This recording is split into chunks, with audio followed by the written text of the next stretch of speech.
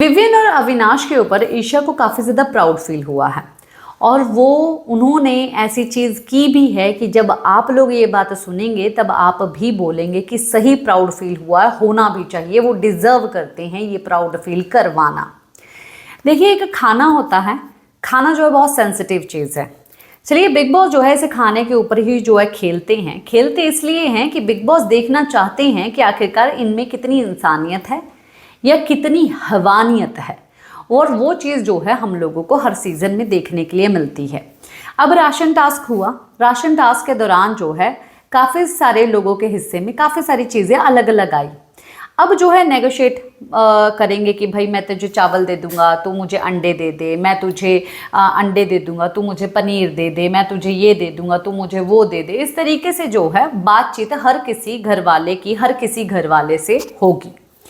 पर विवियन के हिस्से में हरी सब्जियां आई, मिर्ची आई, लहसुन आया, अदरक आया, जो मैंने आप लोगों को बताया।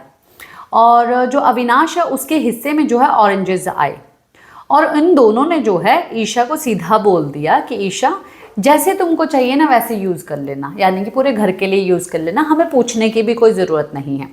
देखिए, एक टास्क था, इन्होंने टास्क को टास्क के जैसे परफॉर्म किया, पर राशन जो है वो एक होना चाहिए, पूरे घर का एक होना चाहिए।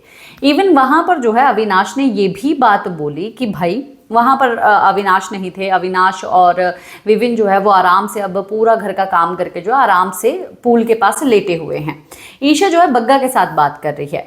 अविनाश ने पहले भी बोला था कि भाई, मैंने राशन के ऊपर पहले किया था क्योंकि इन लोगों ने ना मेरे को घर से निकाला था, इसीलिए मैंने इन लोगों को सताया था।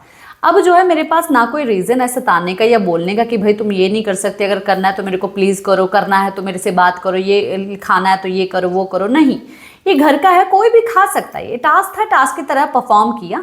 अब जो है राशन एक है, ये मेंटालिटी जो है रखते हैं विवियन और अविनाश, और इस चीज़ के ऊपर ईशा को बहुत ज़्यादा प्राउड हुआ।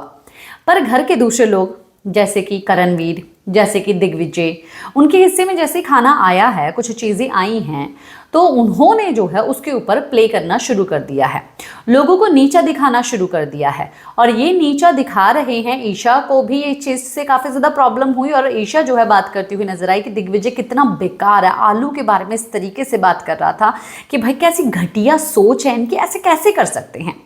बग्गा ने भी ये बात बोल दी है कि भाई मैं इससे कुछ नहीं लूँगा, मैं करणवीर से कुछ नहीं लूँगा, क्योंकि उसके पास शायद अंडे या कुछ चावल या कुछ ऐसी चीज़ है, या चुम के पास है ऐसा कि मैं भूखा रह जाऊँगा 7 दिन, पर मैं इन लोगों से मांगने वाला नहीं हूँ। तो ईशा ने भी ये बात बोल दी है कि हाँ भाई, हम भी नहीं मांगेंगे जिस तरीके से ये हरकत कर रहे हैं। यानी कि अगर इतनी सी भी पावर इनके हाथ में आती है ना, ये लोग इतना ज़्यादा उड़ते हैं, ऐसा मानो जैसे कभी भी कोई पावर आई ना हो हाथ में। भाई, पावर हाथ में आने का मतलब जो है उसको सही से चलाना। आपको आज तक पावर हाथ में कभी मिली नहीं है जीवन में, क्योंकि आप उसके काबिल नहीं हो। क्योंकि जब भी आपके हाथ में पावर आई है तब उस पावर का आपने गलत इस्तेमाल किया है। अगर आप सही इंसान होते तो आपके हाथ में हमेशा ही पावर रहती। पावर मेरे हाथ में भी है, इस वक्त भी है, अलग तरीके की पावर्स रहती हैं, आपके हाथ में भी है। और वैसे भी हमारे घर के जो बड़े होते हैं उनके हाथ में पावर रहती है हमारे पूरे घर को चलाना। प्लीज़, वो उस पावर को संभालने के काबिल है, इसीलिए आप लोगों ने अपने घर के बड़ों को जो है पूरा घर चलाने की पावर दी है। अगर वो एक्चुअली में उस पावर के काबिल नहीं होते तो आप लोग उनको पावर नहीं देते। इन पावर्स की जो है मैं बात कर रही हूँ। क्या है आप लोगों का गॉसिप, बताइए ज़रूर। इसी के साथ मैं लेती हूँ इजाज़त, नमस्कार।